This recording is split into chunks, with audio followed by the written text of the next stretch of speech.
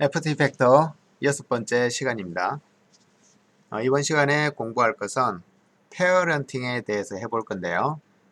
페어런팅은 앞 시간에 했던 하나의 레이어 속에서의 부모-자식 관계를 얘기하는 게 아니고 레이어와 레이어의 부모-자식 관계를 한번 다뤄보도록 하겠습니다.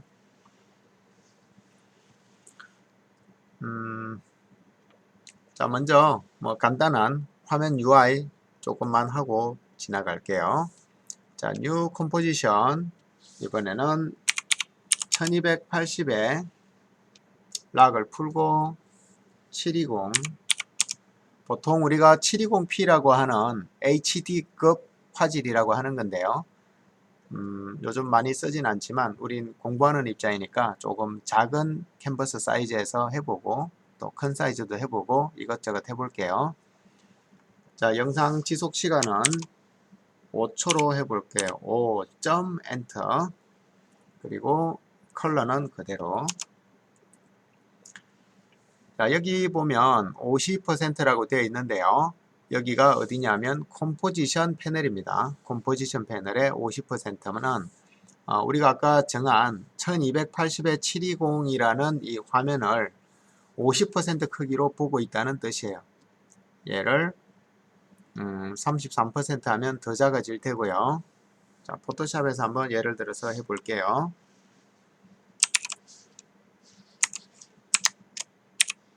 자, 포토샵에서 아까 1280이었죠. 그 다음에 720. 자, 이렇게 생긴 픽셀 단위의 이미지를 만들고 지금 포토샵은 66.7%인데요. 컨트롤 마이너스 하면 50%가 되죠. 바로 이 크기가 에펙에서의 이 크기랑 똑같은 거예요. 이 크기가 이 크기입니다. 자, 그리고 근데 여기에 이제 fit up to 100%면 100%까지만 맞춤을 하고 100%보다 더 200%, 300%가 돼야 되면 더 이상 맞춤을 하지 않는 거예요. 보통은 fit up to 100을 많이 씁니다. 지금은 공교롭게도 50%가 됐는데 창이 조금만 크기가 달라져도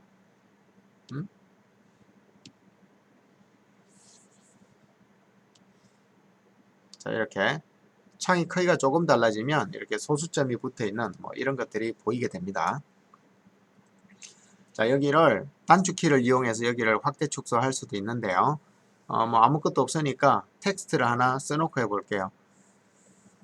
타임라인 패널의 레이어 창에서 마우스 오른쪽 New 텍스트 그러면 글씨를 쓸 준비가 되어 있고요. 여기에다가 1에서 0까지의 숫자를 이렇게 해서 move 대략 여기다가 놔둬 볼게요. 자, 근데 난 이 글자들을 지금 작업하면서 조금 더 크게 보고 싶어요. 그러면은 여기를 눌러서 이렇게 400% 해서 자, 포토샵이랑 똑같이 컴포지션 패널에서 스페이스바를 꾹 누르면 이렇게 보입니다. 패닝이 됩니다. 패닝. 자, 근데 주의할 점은 물론 휠로도 되고요. 자, 주의할 점은 특히 텍스트 레이어에서는 현재의 상태가 글자 편집 모드인지 아닌지를 확인해야 됩니다. 만약에 글자 편집 모드라면 여기 T자 있죠? 포토샵이랑 똑같아요. 여기에 이렇게 되어 있는 상태에서는 글자 편집 모드예요. 여기서 만약에 이 화면을 패닝하려고 스페이스바를 누르게 되면 이렇게 실제로 텍스트에 스페이스바가 적용이 되는 거죠. 그래서 텍스트 편집 모드를 빠져나온 셀렉션 툴로 가서 이 상태에서 스페이스바를 누르면 이렇게 패닝이 되고요. 실제로는 메인 툴바에 핸드 툴이라고 여기도 스페이스바를 누를 수가 있는데요. 또는 키보드 H를 누를 수가 있는데 보통 작업할 때는 포토샵에서처럼 그냥 스페이스바를 눌러서 바로 패닝을 해서 사용합니다. 자, 그리고 여기 확대 축소를 해보고 싶어요. 포토샵은 컨트롤 플러스 컨트롤 마이너스였죠. 자, FT 이펙트는 오른쪽 엔터키 아래의 왼쪽에 보면 쉼표와 점표가 있죠. 자, 쉼표를 눌러 볼게요. 이렇게 점표를 누르면 이렇게 되는데, 자, 이 단축키를 쉼표와 점표로 외우기보다는, 자, 쉼표가 실제로는 키보드가 뭐 이렇게 생겼으면요, 쉼표가 있으면, 자, 이런 왼쪽 방향의 꺽쇠가 있죠. 이게 작게 한다는 뜻이고요. 반대쪽으로 빠르게, 자, 여기 점표가 있는 곳은 얘가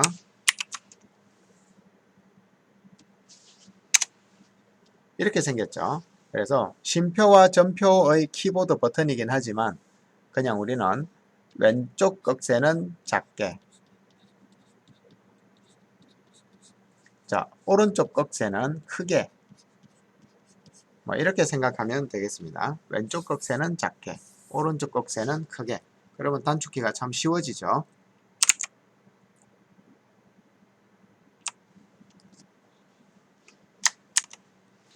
자, 그리고 또 다른 단축키, 여기 타임라인이 있는데요. 타임라인이 현재는 4초, 5초에 끝나게 되어 있죠.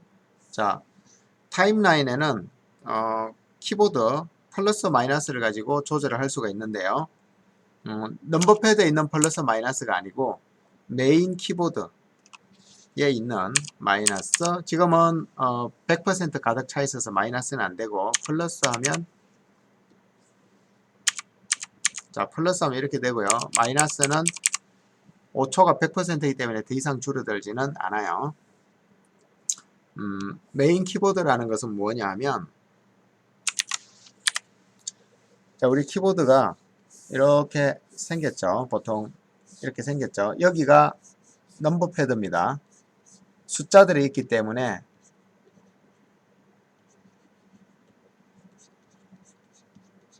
넘버 패드라고 하고요. 여기가 메인입니다. 그래서 숫자 키보드에 있는 마이너스 버튼과 플러스 버튼은 동작이 안 돼요. 여기 메인 패드에 있는 여기 마이너스와 여기 플러스를 누르면 타임라인이 플러스 마이너스 이렇게 됩니다. 자, 그리고 어떤 학생은, 어떤 분은 여기가 이렇게 또는 이렇게, 여러분 유튜버 영상 에펙 보다 보면 이렇게 되어 있는데요. 여기는 여기 화면 왼쪽 아래에 있는 expand or collapse, 그 다음에 뭐라고 써놨죠? the layer switch pane. 지금 안 보이는 부분이 바로 이 부분들이죠. 그죠? 저 부분들을 보이게 하거나 안 보이게 하는 건데, 대부분은 저기는 보이게 해놓고 쓰죠. 자, 그 다음에 가운데 있는 것, 확장하거나 축소시키는 트랜스퍼 컨트롤. 트랜스퍼는 자, 트랜스퍼 원래 전송이란 뜻인데요. 그 합성 모드라고 생각하시면 됩니다. 여기에 보면, 자, 나머지 가리고 걔만 보면 모드하고 트랙 매트라는 게 안 보였다가 보였다가 하죠. 모드와 트랙 매트. 트랙 매트도 뭔가 합성할 때 쓰는 거고요. 모드도 위에 레이어와 아래 레이어를 합성할 때 쓰는 방법이에요. 그래서 여기 가운데 있는 것은 합성에 관련된 것을 끄거나 켤 수가 있고요. 자, 제일 오른쪽에 있는 것은 in, out, duration, stretch 펜이죠. in, out, 시작과 끝나는 부분. 자, 여기 in이 0인데요. 지금 이 레이어는 0프레임에 시작을 하죠. 얘가 이렇게 되면 자 2초 10프레임이죠. 2초 10프레임 여기에 2초 10프레임에 인이 되는데 이것을 키보드 슬라이드로도 이렇게 할 수 있겠지만 여기에서 2.10 하면은 2초 10프레임이 자동으로 되겠습니다. 자 끝나는 부분 3.15 하면 3초 1호에 끝나고요. 자 근데 얘가 3초 1호를 했더니 끝부분은 3초 15프레임이 되었는데 시작이 밀려버렸죠. 그 이유는 이 듀레이션이라는 지속시간이 고정되어 있어서 그래요. 그래서 듀레이션을 만약에 1.05 하면은 1초 5프레임이란 뜻이죠. 자 1초 5프레임에 아까처럼 2.0 뭐 그냥 2점 해도 됩니다. 자, 이렇게 하면 2초로부터 지속시간 1초 5프레임까지 오게 돼요. 그러면은 아웃은 자동으로 3.04가 되는 거죠. 자, 그 다음에 스트레치 여기를 100% 원래 사이즈를 그대로 해주는 겁니다. 그리고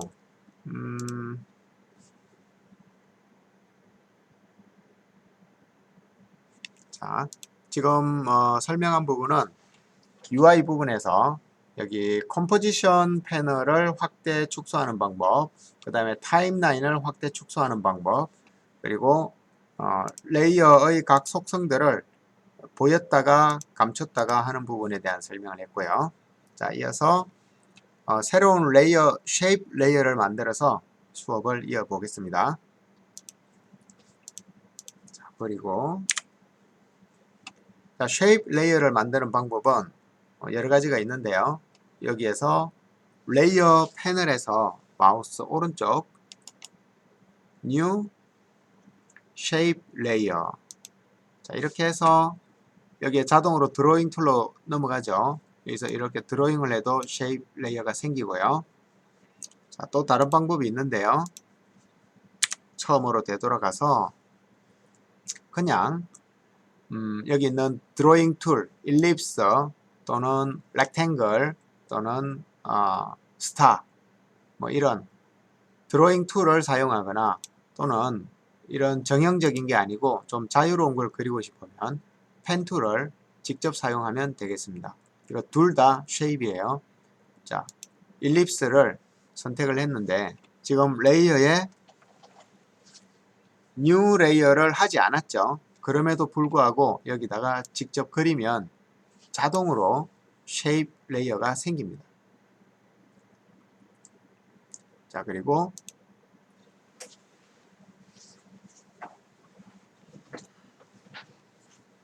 방금은 이렇게 하얗게 선택이 되어 있었죠. 자, 이 상태에서 뭐 뭔가를 또 추가로 그리면 한 개의 쉐입 레이어 안에 일립스 1, 일립스 2가 생겼는데요. 만약에 렉탱글을 하나 추가를 그리게 되면 렉탱글까지 콘텐츠가 하나, 둘, 세 개가 생기게 되는 거죠. 레이어는 하나죠. 이렇게 하나의 레이어. 자, 그런데 레이어를 선택하지 않고 펜 툴을 가지고 또 뭔가를 그려볼게요. 좀 다른 색깔로. 자, 펜 툴을 이용해서 뭔가 화살촉 같은 모양을 만들어 볼게요. 이렇게. 자, 그렇게 했더니 새로운 레이어가 생겼는데요. 그 이유는 레이어를 선택하지 않고 그렸기 때문에 그래요. 자, 그러면 아까 그렸던 쉐입 레이어 1을 선택한 채로 펜 툴을 이용해서 화살촉을 하나 더 그려 볼게요.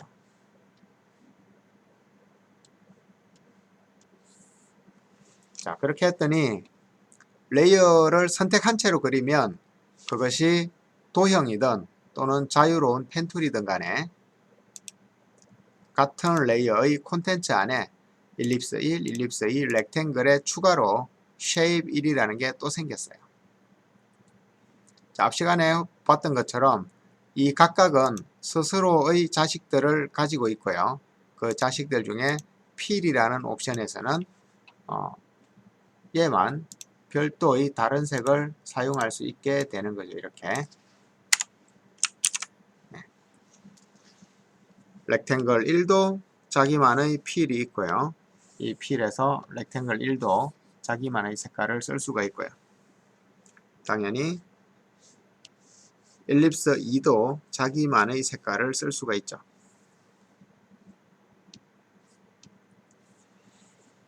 자, 얼핏 보면 5개의 도형이 다 제각각 같지만 자세히 구조를 보면 4개의 도형은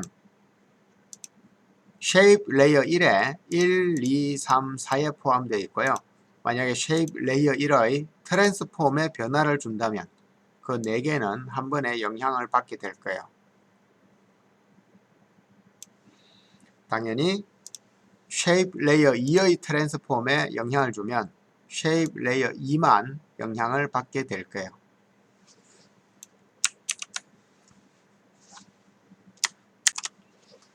자, 이번에는 레이어를 회전을 시켜 볼게요.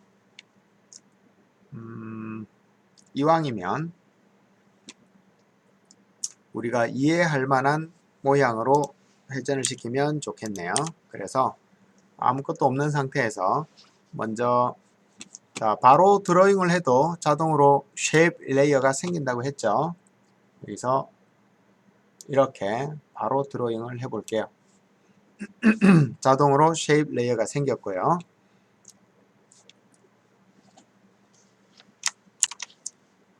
지금 그린 일립스의 사이즈를 패스 1의 사이즈죠. 사이즈를 500. 자, 뒤에도 500. 자, 그랬는데 자동으로 앞자리가 바뀌었네요. 여기 락이 걸려 있어 그렇습니다. 이게 쇠사슬이거든요. 락을 해제하고 500. 자, 그러면 정확하게 500, 500짜리 원이 하나 생겼어요. 자, 그 다음에 여기 트랜스폼 일립스라고 있죠. 이전 시간에 공부했던 것처럼 여기 있는 트랜스폼 뒤에 아무것도 없는 것은 레이어 전체의 트랜스폼이면서 현재의 위치는 1280의 절반인 640, 720의 절반인 360에 있어요. 자, 그 다음에 이 트랜스폼은 저 일립스는 타원이란 뜻인데요. 저 타원의 트랜스폼이죠. 여기에 포지션을 보면 자, 약간 오른쪽으로 치우쳐 있는데 얘는 화면의 중앙으로부터의 좌표가 0,0이에요. 그래서 좌표의 개념이 조금 다릅니다. 자, 이 부분을 한번 설명하고 넘어갈게요.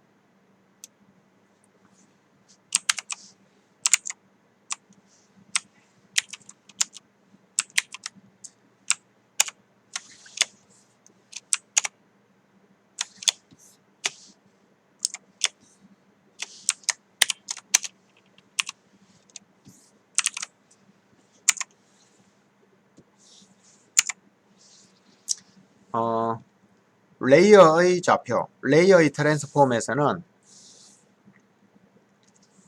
레이어는 여기 왜 색깔이 왜 이게 됐죠?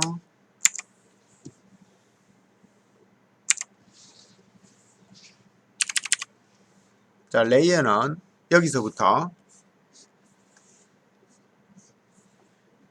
여기까지가 레이어입니다. 자, 이 레이어의 중심 좌표는 여기가 되는데요. 레이어는 좌표 계산을 어떻게 하냐면 여기가 0,0입니다. 레이어는. 그래서 이 레이어의 센터가 지금 여기 화면 중앙에 있죠. 그래서 이 가로가 1280이니까 이것의 절반인 여기서부터 여기까지인 640. 그 다음에 세로는 여기서부터 여기까지가 768이죠. 여기 절반인 여기가 우리가 720으로 했죠.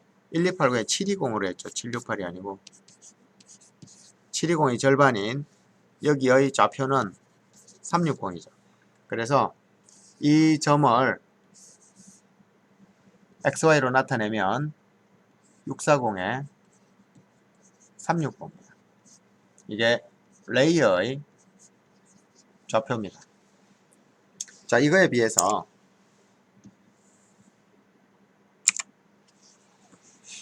이 쉐이버의 좌표는, 쉐이버는 화면의 중심, 역시 같은 자리죠. 화면의 중심을 0,0이라고 봅니다.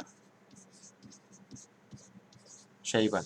왜냐하면 레이어는 이 전체적인 개념이고 윈도우 프로그래밍 할 때도 그런데요. 여기가 왼쪽 끝이 0,0인데 쉐이버는 화면의 중앙이 0,0이에요. 그래서 같은 위치를 나타낼 때도 레이어에서는 전체 화면의 가로 절반, 세로 절반이 되겠고요. 쉐이버는 그 화면의 중앙이 0,0이 되는 거예요. 그래서 다시 이 자리로 돌아와 보면, 자, 640, 360은 1280의 절반, 720의 절반이 되겠고요. 여기 있는 0,0은 화면의 중앙에 있다는 뜻이에요. 자, 만약에 이 원을 왼쪽 끝에 붙이고 싶으면 마이너스 360이 되어야겠죠. 왜 중앙에 안 오지? 왜 그렇지? 마이너스 640이 되어야겠죠.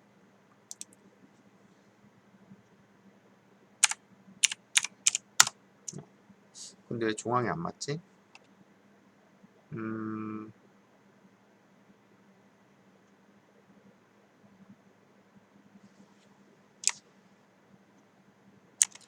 자, 이럴 때 확인해 봐야 되는 요소가 있는데요. 픽셀 어스펙트 레이시오라는 것을 확인을 해 봐야겠어요. 컨트롤 K를 누르거나 또는 여기 상병 표시를 누르거나 또는 컴포지션의 컴포지션 세팅 여기를 누르거나, 자, 세 가지 방법 중에 하나로 들어가면 되는데요. 지금 제가 좌표를 정확하게 입력했는데도 이 위치에 정확하게 센터가 안 오는 이유는 우리가 프로젝트를 만들 때 픽셀 어스펙트 레이시오를 DV라는 걸로 지정을 해서 1:1인 스퀘어 픽셀이 아니고 0.91 대 1이 되는 애매한 걸로 정해서 그래요. 자, 이 부분을 스퀘어 픽셀, 이건 지금 설명을 그냥 할게요. 좀 복잡하지만. 자, 일단 오케이 하고요.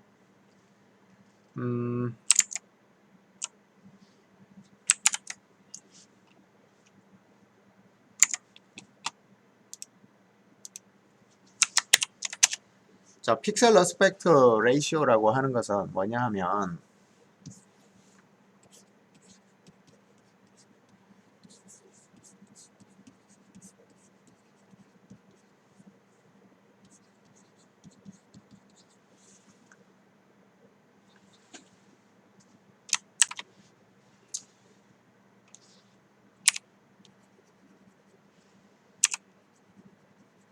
스펠을 잘못 썼네요. 픽셀 어스펙트 레이시오라고 하는 것은 우리말로는 픽셀 종 횡 비, 가로 세로 비율입니다. 가로, 종이 먼저니까 세로 가로겠네요. 그죠? 세로 가로 비율. 이게 뭐냐 하면 컴퓨터 그래픽 툴들은, 아니죠, 컴퓨터 그래픽 툴이 아니고 영상 촬영 장비,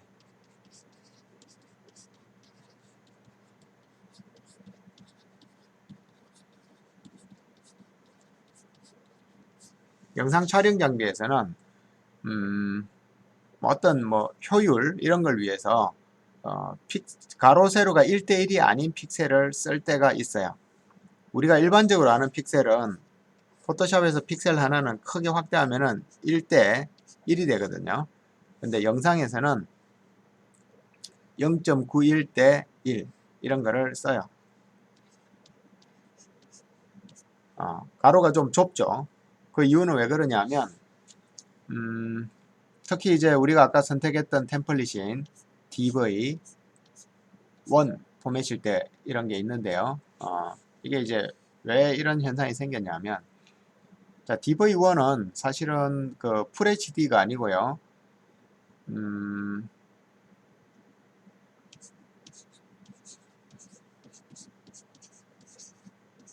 1280이 1440이었던 것 같아요. 오래되니까 잊어먹네요.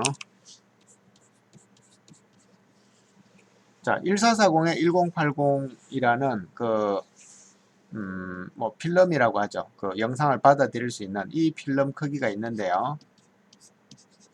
이것을 강제로 FHD에다가 맞춰서 출력을 하려니, 그러니까 실제 영상을 받아들이는 필름은 이 정도밖에 소화를 못하는데, 이것을 사람들이, 소비자들이 원하는 FHD라는 데다가 강제로 잡아 넣으려다 보니 이렇게 생긴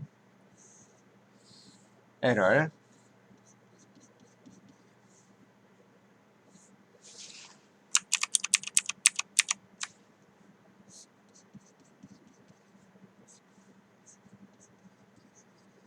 자, 이렇게 생긴 애를 강제로